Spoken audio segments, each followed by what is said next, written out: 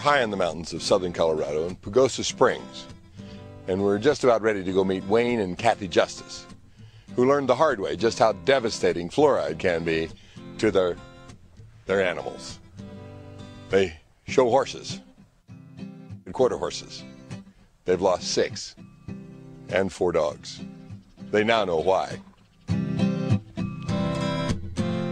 I distill all of our drinking water, our dog's water now. We've had 4 dogs die. This is what we got out of the distiller while the water was fluoridated.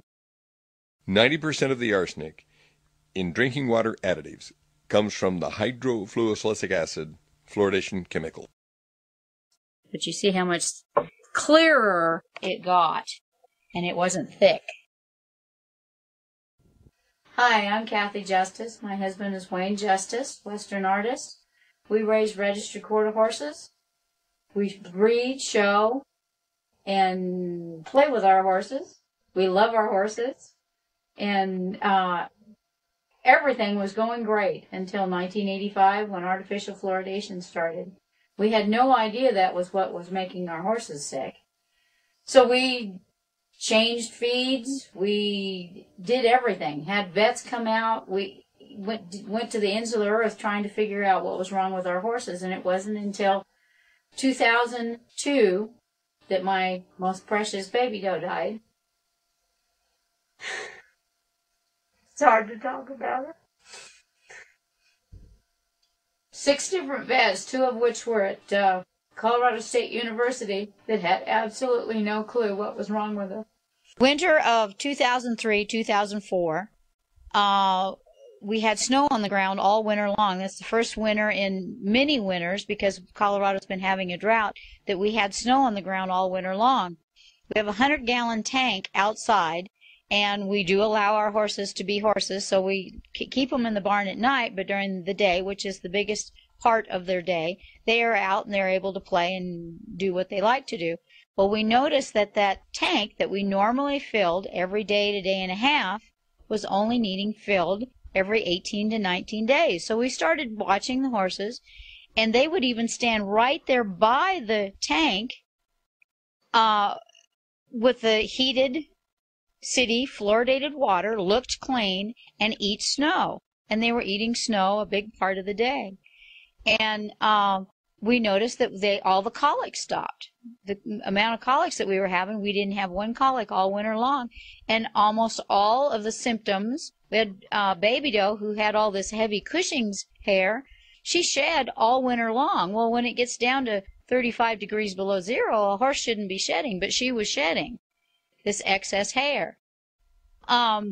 Anyway, after all the snow melted, we have a little ravine that runs through our place, and there was still snow up on the hill under the trees. And this little, you can't even call it a stream, is about 6 inches wide, maybe an inch deep of water, muddy water was coming down the hill. And the horses would go over there and dig a little pool of this dirty, thick, muddy water, and would rather drink that water rather than drink the so-called clean city water. My horse that I call Skipper, right from the get-go when he was born, and he's 2nd generation, started out with an attitude, and he'd try to bite me anytime I went by, and he even kicked me one time, and to the point where at one time I even thought of getting rid of him and getting another horse. This was all while he was on fluoridated water.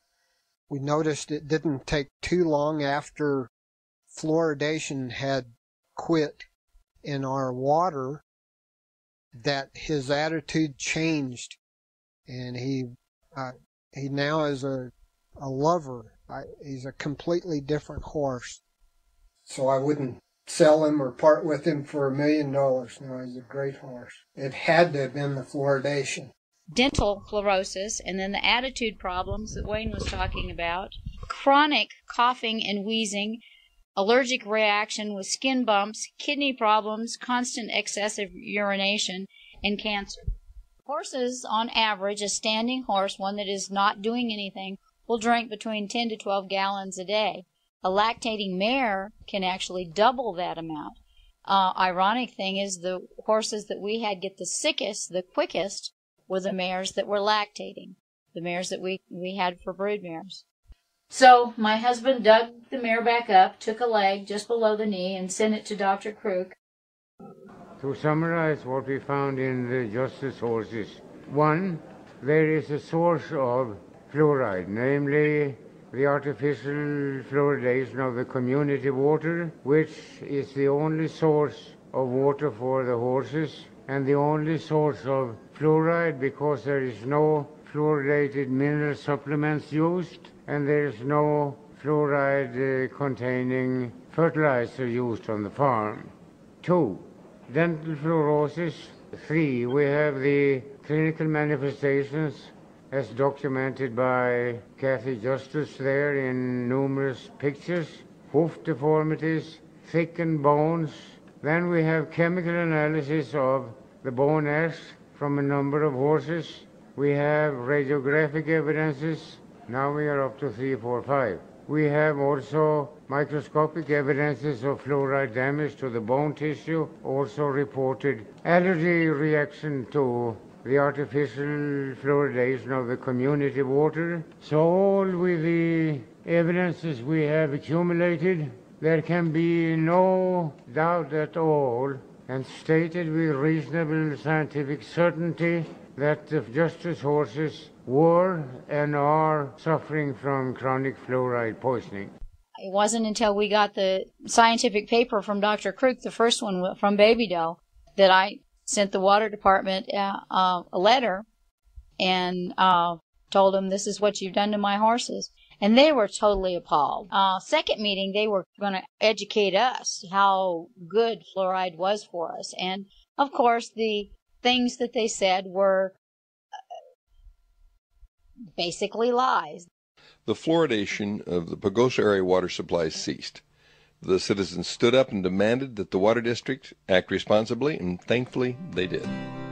On a sadder note, Skipper, Wayne's $1 million lovable horse, died January 31st of lung cancer. He was only 9 years old. But that's a predictable result of drinking hydrofluosilicic acid, arsenic-contaminated water. What's in your water?